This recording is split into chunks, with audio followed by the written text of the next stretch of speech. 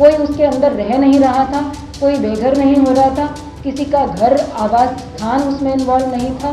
That was a structure which was illegal और उसको demolish करने से पहले जितनी भी विधिक प्रक्रियाएं हो सकती हैं वो पूर्ण करी गई।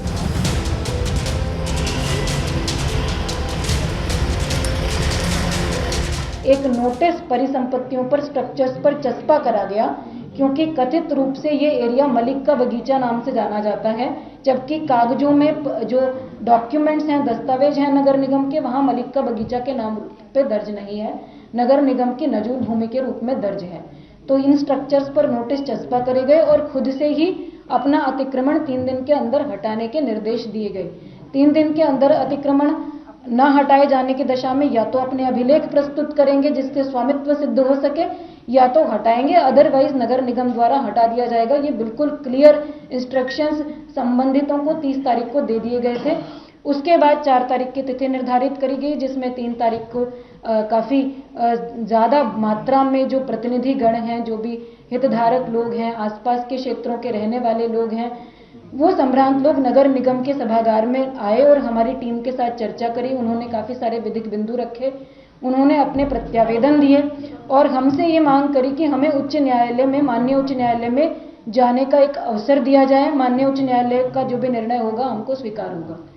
उसके बावजूद जब हमने समय नहीं दिया, क्योंकि हम ऑलरेडी समय दे चुके थे, तो हमारी जो रात को फ्लैग मार्च की कार्रवाई हुई, फोर्सेस वहां पहुंची अगले दिन के डिमोलिशन ड्राइव के लिए, तो उनके द्वारा कुछ डॉक्यूमेंट्स प्रस्तुत करे गए, जिसमें एक 2007 का एक ऑर्डर था। 2007 में माननीय उच्च न्यायालय के द्वारा जिलाधिकारी नैनीताल को एक ऑर्डर किए गए थे किसी प्रार्थना पत्र के डिस्पोजल के लिए पर्टिकुलर परिसंपत्ति के संबंध में।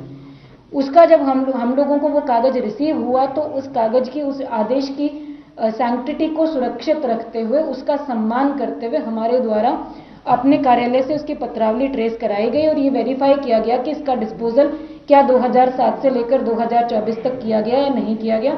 उसका डिस्पोजल की जब विधिक स्थिति स्पष्ट नहीं हुई, तो जल्दबाजी में डिमोलिशन ड्राइव ना करके उसको उस दिन रोक दिया गया, ताकि संबंधित पक्षों को वैधानिक कार्रवाई करने का पर्याप्त अवसर दिया जा सके। किसी भी प्रकार की जल्दबाजी में ऐसी कोई कार्रवाई ना हो जो विधि विरुद्ध हो या लीगल प्रोसेस अपनाकर ना करी जाए।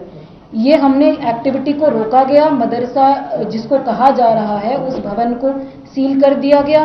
सभी की सहमति ली गई। वो हमारे पोजीशन में था, नगर निगम के एडमिनिस्ट्रेशन के पोजीशन में था। पीएसी वहां पर पोस्टेड थी।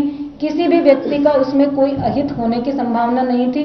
कोई उसके अंदर रह नहीं रहा था, कोई बेघर नहीं हो रहा था, किसी का घर आवास स्थान उसमें इन्वॉल्व नहीं था। That was a structure which was illegal और उसको डिमोलिश करने से पहले जितनी भी विधिक प्रक्रियाएं हो सकती हैं वो पूर्ण करी गई।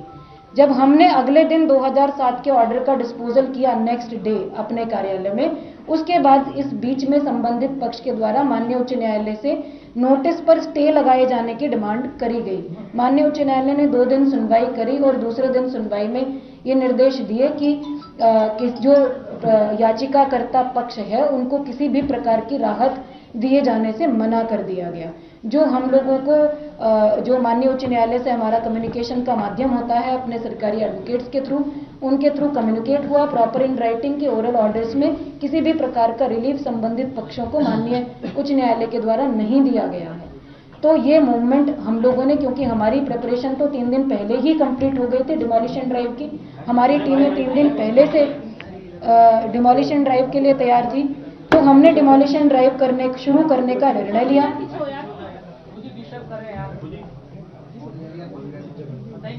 एडजस्ट कर लो। तो हमारे द्वारा डिमोलिशन ड्राइव जो है कंटिन्यू करने का निर्णय लिया गया, क्योंकि किसी भी प्रकार का स्टे संबंधित परिसंपत्ति पर नहीं था, किसी व्यक्ति का कोई अधिकार नहीं था। सामान्य रूप से एक विधिक प्रक्रिया अतिक्रमण हटाए जाने की अलग अलग क्षेत्रों में चल रही है, तो इस क्षेत्र में भी करी गई। इसको हमारी टीमें मूव हुई, हमारे रिसोर्सेज मूव हुए, किसी को कोई नुकसान नहीं पहुंचाया गया, किसी को प्रोवोक नहीं किया गया, किसी को जो है उकसाने की कोशिश नहीं करी गई, किसी भी प्रकार की कोई ऐसी एक्टिविटी करने की कोशिश नहीं करी गई जिससे कि जन संपत्ति की हानि हमारी टीमों के माध्यम से या प्रशासन या पुलिस के माध्यम से हो। पीसफुली डिमोलिशन ड्राइव शुरू हुआ, प्रिवेंशन के लिए फोर्स लगाई गई, अतिक्रमण की कार्रवाई के लिए जितनी फोर्स रिक्वायर्ड होती है वो लगाई गई, लेकिन कुछ अराजक तत्वों के द्वारा अनप्रोवोक्ड, अनहार्म्ड, अनटच्ड तरीके से पूरी कार्रवाई होने के बाद भी बड़ी मात्रा में with in half an hour इकट्ठा होकर जो है हमारी जो टीमें हैं नगर निगम की, उन पर पहला अटैक किया गया पत्थरों के माध्यम से। पत्थर बरसाने शुरू करे गए चारों तरफ, जो छतें हैं उनके माध्यम से। मैंने आपको 30 तारीख की फुटेज दिखाई, किसी छत पर कोई पत्थर नहीं था। तो जिस दौरान ये सारी विधिक प्रक्रिया चल रही थी, जब हम सुनवाई कर रहे थे, माननीय उच्च न्यायालय सुनवाई कर रहा था, तो छतों पर पत्थर उस दौरान इकट्ठे करे गए। इसका मतलब इट वाज प्लान्ड कि जिस दिन भी डिमोलिशन ड्राइव होगी हम उस दिन इस तरह से फोर्सेस को अटैक करेंगे, इस तरह से डिमोरलाइज करने की कोशिश करेंगे स्टेट मशीनरी को। तो पत्थरों का अटैक हुआ जब हमारी टीम पीछे नहीं हटी, हमने डिमोलिशन ड्राइव को जारी रखा, हमारे ऑफिसर्स ने।